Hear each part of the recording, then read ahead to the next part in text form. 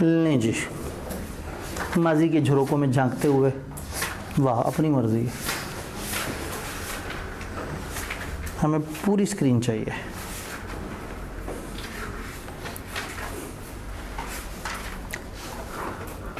Describe the provision of contract act 1872 related to following. नीचे पता नहीं कितनी बातें होंगी, उन्होंने कहा जी इनसे रिलेटेड आपने बताना है। हमारा क्या है, rules of compensation for loss और damage caused by breach of contract से रिलेटेड, जो ब्रीच ऑफ कॉन्ट्रैक्ट से जो डैमेज या लॉस की कंपनसेशन वगैरह का हिसाब किताब है, उसके रूल्स हमें बता दें। वो 4 रूल्स हमने पढ़े थे, वो बता दिए। 5 नंबर का सवाल था, डर लगा थोड़ा सा, सोचा ऊपर वाली बातें हैं ही कितनी सी, 1.5 मिनट लगा के ऑर्डिनरी, स्पेशल और रिमोट वाली बात भी लिखती कि भाई हमने सब सजा दिया, जो लेना हो ले, हमें नंबर दे देना। जब रट्टे वाला सवाल आए और डाउट हो के नंबर इतने हैं कि मैं कम तो नहीं लिख रहा, मुझे ज़्यादा लिखना चाहिए या नहीं, तो कम और ज़्यादा के डाउट में क्या करते हैं हम, ज़्यादा लिखते हैं। Done. What do you understand by term ordinary damage and special damage? Briefly describe the rules relating to award of each of above type of damages under contract act. Ordinary किसे कहते हैं, स्पेशल किसे कहते हैं, और बताएं इनका क्या रूल है। तो ऑर्डिनरी जो नॉर्मल नज़र आते हैं, स्पेशल जो कि इनडायरेक्ट होते हैं, ऑर्डिनरी हमेशा मिलते हैं और ये नॉर्मली मार्केट प्राइस और कॉन्ट्रैक्ट प्राइस का डिफरेंस होता है। तो स्पेशल डैमेज इनडायरेक्ट होते हैं और तब मिलते हैं जब पहले से इन्फॉर्म किया हुआ। 4 नंबर का सवाल था। चैप्टर पढ़ते हुए लग रहा होता पता नहीं क्या होने वाला है, पास पेपर में जाते हैं तो मजाक हो रहा होता है, पता नहीं, मतलब शायद मुझे मजाक लग रहा है, शायद आप कह रहे हो कि नहीं सर क्या बात कर रहे हैं, सवाल है। लो जी, हैवी सवाल आ गया।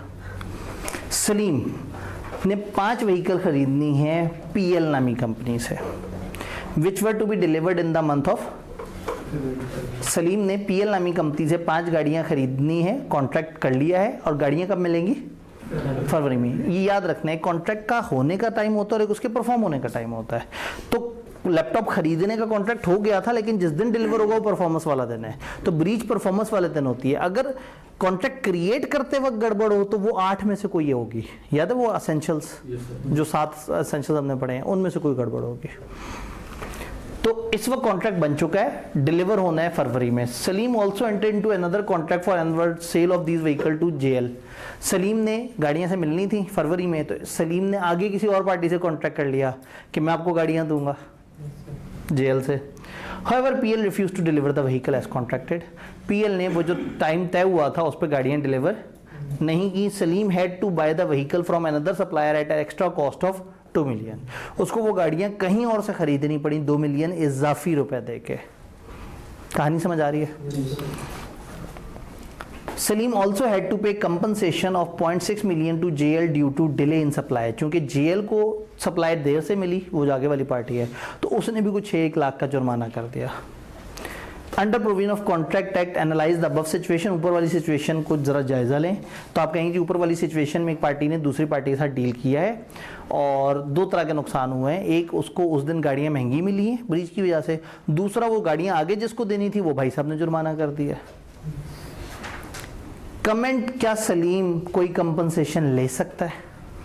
तो बताएं सलीम कौन सी कंपनसेशन ले सकता है और कौन सी नहीं ले सकता? ऑर्डिनरी तो कंफर्म मिलेगी। कितनी है यहाँ ऑर्डिनरी? तो 2 मिलियन तो उसको फॉर श्योर मिल जाना है। अब ये 0.6 मिलियन मिलेगा या नहीं मिलेगा?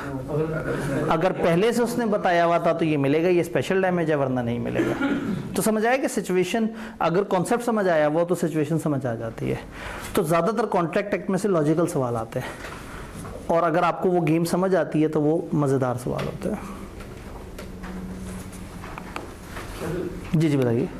2 मिलियन क्यों मिलेगा? 2 मिलियन क्यों मिलेगा?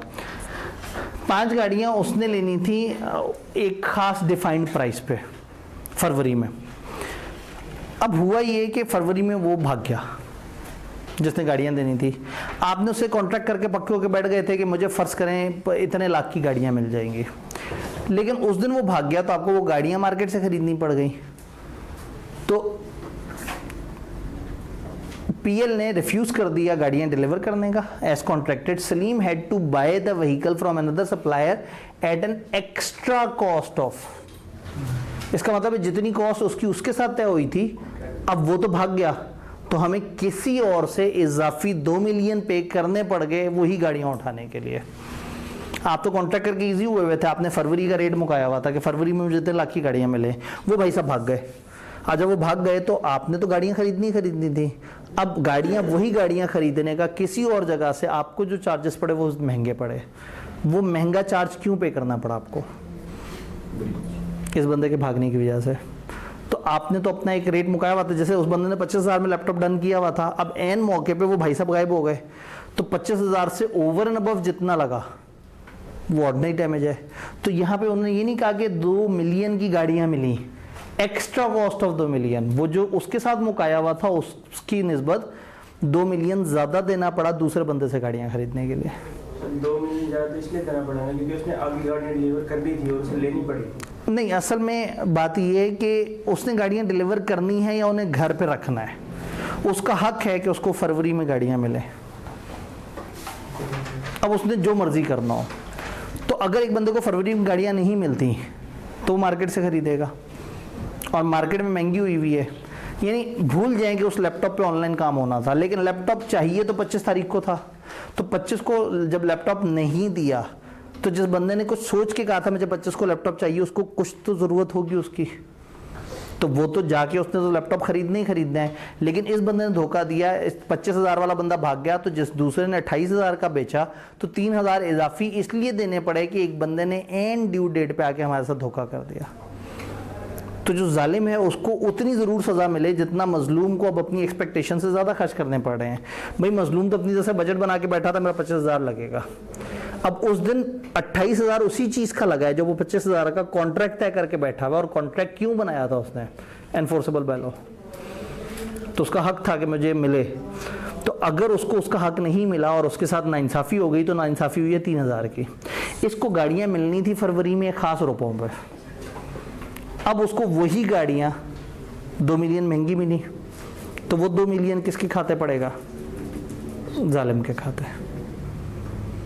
ये फिर अगली बहस है कि अब उन गाड़ियों के साथ क्या होना था। वो अगर गाड़ियों के साथ जो होना था वो बताया होगा तो वो आगे वाला भी पड़ जाएगा, अगर बताया होता तो फिर तो ये 6 लाख भी पड़ जाना है।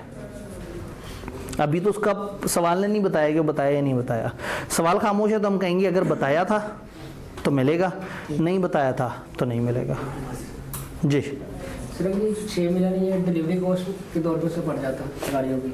अगर 0.6 मिलियन क्या होता है उससे? डिलीवरी कॉस्ट पड़ जाता है कि उसने गाड़ियाँ मंगवाने का से पड़ा है। नहीं, गाड़ियाँ मंगवाने का किसको, ये नहीं कि अगर ये 0.6 मिलियन ये इसी में ऐड होता कि गाड़ी 2 मिलियन महंगी मिली और लाहौर से मिली नहीं, मिली भी दूसरे शहर से, तो फिर तो वो सारे खर्चे इसके ज़िम्मे पड़ता। स्पेशल डैमेज में स्पेशल नहीं है, चूँकि देखिए ना, स्पेशल इसके हम एज्यूम करें कि जो होना था अगर वो हो गया है तो कितना एक्स्ट्रा लगा। होना ये था कि उसको फरवरी में गाड़ियाँ मिलनी थी, तो फरवरी में उसे गाड़ियाँ अब कैसे मिलेंगी? मज़ीद 2 मिलियन लगा के और मज़ीद शायद कुछ खर्चा पानी खर्च करके, वो सारा का सारा डिफ़ॉल्टर के ज़िम्मे। और इनडायरेक्ट उससे आगे कि अब गाड़ियों से अगली गेम क्या थी, वो अगली गेम बताई होगी तो मिलेगा डैमेज, वरना नहीं मिलेगा। क्लियर?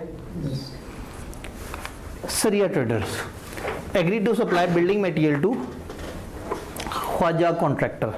सरिया ट्रेडर्स हैं, उन्होंने वादा किया है ख्वाजा कॉन्ट्रैक्टर से कि हम आपको बिल्डिंग मटेरियल देंगे। किस दिन? 10 सितंबर 2020 को। पता ही सब क्यों रखा हुआ होता है? इसलिए कि जब कॉन्ट्रैक्ट तय होता है ना, तो एक बंदा बहुत पहले से लीगली अपना सिक्योर कर लेता है अपने आप को कि उस दिन का मेरा रेट ब्लॉक हो गया। अब जिसने सप्लाई करना होता है ना, उसकी नीयत ख़राब हो जाती है जब उस दिन मार्केट में रेट चढ़ जाता है। कॉन्ट्रैक्ट ने तो उसे बाउंड किया हुआ 25,000 का बेचो, मार्केट में आवाज़ है 30,000 की, तो वो क्या करता है, वो मार्केट में बेच के और साइड पे हो जाता है। तो फिर आप उसे पकड़ के अदालत में लेके जाते हैं कि इसने नुकसान किया है। तो वो अगर उस वक्त कहे हाँ ठीक है वाकई 25,000 का देना चाहिए था, चलो ठीक है मैं 25,000 का वो कर दूं, तो उस टाइम पे 25,000 इंपॉर्टेंट नहीं है। इंपॉर्टेंट ये है कि अब इस वक्त वही लैपटॉप लेने के लिए क्या करना पड़ेगा। तो अगर उसने 25,000 एडवांस लिया हुआ और 25,000 वापस कर देगा, मैंने एडवांस लिया था, मैं लैपटॉप नहीं दे रहा, मैं बहुत शर्मिंदा हूँ, ये पकड़े अपना एडवांस, तो कहेंगे इस वक्त एडवांस मसला नहीं है, मसला ये कि हमें लैपटॉप चाहिए था। तो इस वक्त तो मार्केट में महंगा हो गया, हम तो कॉन्ट्रैक्ट तय करके सिक्योर बैठे हुए थे कि हमें इस रेट में लैपटॉप मिल जाएगा, तो वो रेट नहीं मिल रहा, इस वजह से आप उसको कंपनसेशन का दावा करते हैं। सरिया ट्रेडर ने वादा किया है कि 10 सितंबर को वो कंस्ट्रक्शन के लिए चीज़ें दे देंगे। क्या कंस्ट्रक्ट होना है? एक चैरिटेबल हॉस्पिटल डिस्ट्रिक्ट मलीर में होना है, लेकिन ड्यू डेट पे एसटी फेल हो गया। एसटी ने सरिया सप्लाई, उसने सरिया सप्लाई करना था इनको और इन्होंने बनाना था hospital. What would be your answer if KC had to procure building material from another supplier at a price higher than price agreed with ST? अगर ST के साथ जो तय हुआ उससे ज़्यादा महंगे पे खरीदना पड़ जाए उन्हें, तो अब आप क्या कहेंगे? ये ऑर्डिनरी डैमेज है जो आपको मिलेगा। And also had to pay a penalty of 50,000 to the owner of hospital for construction delay। सरिया नहीं मिला तो कंस्ट्रक्शन लेट हो गई, कंस्ट्रक्शन लेट हो गई तो अगले वाले बंदे ने 50,000 जुर्माना कर दिया। ये स्पेशल डैमेज है। ये कब मिलेगा आपको? अगर आपने बताया वो मौका। बात समझ रहे? तो कहानी बड़ी मज़ेदार सी है। जनवरी 19 जनवरी 2022 को potassium farms PF agree to supply 500 kg of strawberries to niobium industries. इन्होंने मेरे ख्याल में वो जो पीरियोडिक टेबल है वो सामने रखा और जो जो बड़े प्यारे प्यारे से, मैंने आपको बताया था कि अक्सर एक थीम होता है, वो कई दफ़ा क्रिकेटर्स के नाम पे, कई दफ़ा एक्टर्स के नाम पे, कई दफ़ा किताबों के नाम पे, कई दफ़ा ऑब्जेक्ट्स के नाम पे, जानवरों के नाम पे, शहरों के नाम पे। तो इस दफ़ा इन्होंने जो केमिकल्स ही होते हैं ना, ये केमिकल जी, एलिमेंट्स के नाम पे। मेरी केमिस्ट्री हमेशा से वीक थी। PF 19 जनवरी 2022 को PF ने एग्री किया कि वो 500 kg देगा स्ट्रॉबेरीज NIL को 15 फरवरी 2022 को। 19 जनवरी को तय किया कि कब देंगे? 15 फरवरी 2022 को at a discounted price to be paid in advance. तुम एडवांस में जो पैसे दे दो तो मैं डिस्काउंटेड प्राइस पे तुम्हें दे दूंगा, कंडीशन भी थी। NIL agree to condition and paid the amount to PF in advance. 19 जनवरी को उनकी आपस में बात हुई, उसने 20 जनवरी को ठक करके एडवांस दे दिया, तो उसकी तरफ से कंडीशन पूरी हो गई। अब वाजिब हो गया है कि 15 फरवरी को डिस्काउंटेड रेट पे हमें माल मिल जाएगा। NIL had a plan to introduce strawberry flavored milk in March 2022। NIL जो खरीद रहा है स्ट्रॉबेरी, उसके बाद उसने क्या करना है? स्ट्रॉबेरीज पकड़नी है और स्ट्रॉबेरी फ्लेवर्ड मिल्क मार्केट में लॉन्च करना है मार्च में। ऑन 15 फरवरी PF fail to deliver the strawberries to. उस दिन NIL को स्ट्रॉबेरीज नहीं मिली। Under provision of contract act discuss the remedies available to NIL। NIL क्या क्या कर सकता है? एक तो ऑर्डिनरी डैमेज। यहाँ ऑर्डिनरी कितना समझ आ रहा है? अमाउंट नहीं बताई हुई, लेकिन ये बताया है कि एडवांस पेमेंट करने की वजह से डिस्काउंटेड रेट पे स्ट्रॉबेरीज मिली। अब इस वक्त 15 फरवरी को जिसको आप जाके कहेंगे वो तो नहीं डिस्काउंटेड रेट देगा, तो जितना इस वक्त महंगे पे मिलेगी स्ट्रॉबेरी उस डिस्काउंटेड रेट से वो डिफरेंस ऑर्डिनरी बन जाएगा। और स्पेशल अगर उसने पहले से बताया है तो ठीक है, अगर नहीं बताया तो कुछ नहीं मिलेगा। पहले से बताया तो वो जो फ्लेवर्ड मिल्क था उसके अंदर जो लॉस हो गया इस वजह से वो भी मिल जाएगा, अगर पहले से बताया। सवाल ने में अमाउंट्स नहीं बताई, तो अब हमने अभी हवा में ही बात करनी है कि जो डिस्काउंट का डिफरेंस है वो और जो उस फ्लेवर्ड मिल्क में लॉस हुआ वो अगर पहले से बताया था। What would be your answer in a में क्या आंसर होता? If PF offers to deliver only 300 kg of strawberries to NIL on due date. अगर वो कहे यार 500 ज़्यादा है, 300 मेरे से अभी ले लो, मैं 300 तुम्हें दे सकता हूँ, तो फिर एग्री पार्टी ने लॉस को कम करने की कोशिश तो करनी है। तो ऐसा नहीं है कि कहेगा नहीं अब तो मुझे गुस्सा है, अब तो मैं तुम्हें पूरे का जुर्माना करूँगा, 300 ले ले और 200 पे जो मार्केट में महंगा रेट मिले और उसकी वजह से जो आगे वो फ्लेवर्ड मिल्क में जितना प्रोपोर्शनेट नुकसान हो, अगर पहले से बताया है तो वो रिकवर कर सकते हैं। तो अगर आप गौर से देखें तो मुद्दा एक ही है, सिचुएशन बदल बदल के वो बार बार आपसे पूछ रहे हैं। तो पास पेपर करने से एक ट्रेंड सेट हो जाता है, तो पेपर में इस जैसा कोई सिनेरियो आए तो आप कहीं ना कहीं पास पेपर की अंडरस्टैंडिंग की बेस पे उसका एक बेहतर जवाब दे सकते हैं। जी जी, ऑर्डिनरी डैमेज में ये एडवांस का रिकवर करवाए, क्या चीज़? Advance ordinary damage. जी, अब ऑर्डिनरी डैमेज में क्या एडवांस रिकवर करवाएगा? देखें, उसने एडवांस दिया था सस्ती स्ट्रॉबेरियाँ लेने के लिए, तो अब हम बात करेंगे कि सस्ती स्ट्रॉबेरियों के लिए ये रेट था, तो इस वक्त मार्केट में जो भी रेट चल रहा है वो सस्ते रेट वर्सेस उस महंगे रेट के दरमियान का डिफरेंस वो ले लेगा तो मसला हल हो जाएगा। अगर पहले से कहा हुआ होता कि मेरे पैसे तुम्हारे पास हैं, अगर तुमने गद्दारी की तो तुमसे इंटरेस्ट लूंगा उसके ऊपर, तो फिर पेनल्टी मिलती। तो पेनल्टी मिलती ही तब है जब पहले से एग्री की हुई हो। डैमेज में ऑर्डिनरी डैमेज एग्री किए या नहीं किए वो मिलता ही मिलता है। Clear? Consider following independent situations.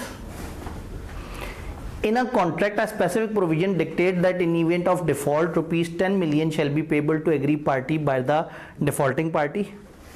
एक जगह ये तय हुआ है। और a constructive contract lacks a pre-established determination of damages to be paid in event of a default. दो सिचुएशंस हैं। उन्होंने कहा एक जगह आपने तय किया हुआ है कि जैसी कोई पार्टी गड़बड़ करेगी उसको 10 मिलियन होगा, फाइन पड़ेगा। और दूसरा एक कंस्ट्रक्टिव कॉन्ट्रैक्ट। ये कौन सा कॉन्ट्रैक्ट होता है? कौसा है? ताज़ा पड़ा है, फास्टैग का यही तो फ़ायदा होता है, ताज़ा सारी बातें पड़ी होती हैं। ये अगर ये प्री रिजल्ट क्लास होती तो 4 महीने पहले पढ़ा होता, उन्होंने 3 महीने पहले पढ़ा होता। एक कौसा कॉन्ट्रैक्ट में प्री स्टैब्लिश रूल्स नहीं डिफाइंड थे कि कितना मिलेगा। Under contract act advice how the compensation payable would be determined by each of the above situation after default is committed. अगर इसमें डिफॉल्ट हुआ तो कैसे कंपनसेशन तय होगी? 10 मिलियन पहले से तय, अगर अदालत को ये बहुत ज़्यादा लगेगा कम कर देंगे। क्योंकि 10 मिलियन अब अमाउंट सुन के बड़ी हैवी सी फीलिंग आ रही है, 1 करोड़, और एक कौसाई कॉन्ट्रैक्ट है और उसमें रूल्स नहीं तय हुए, तो फिर क्या होगा? वही होंगे जो नॉर्मल होते हैं, यानी कि ordinary, special, what ever the case.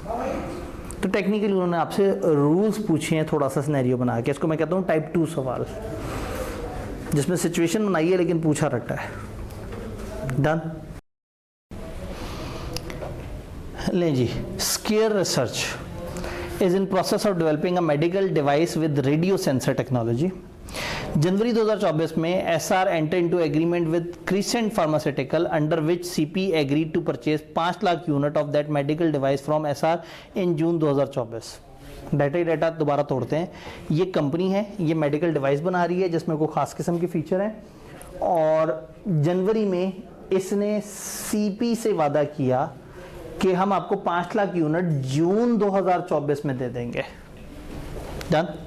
तो वादा हो गया जनवरी में, और इसका मतलब है जो हम कहते थे ना, जो शुरू वाले चैप्टर हैं वो कॉन्ट्रैक्ट बनाने वाले और बाद वाले कॉन्ट्रैक्ट परफॉर्म।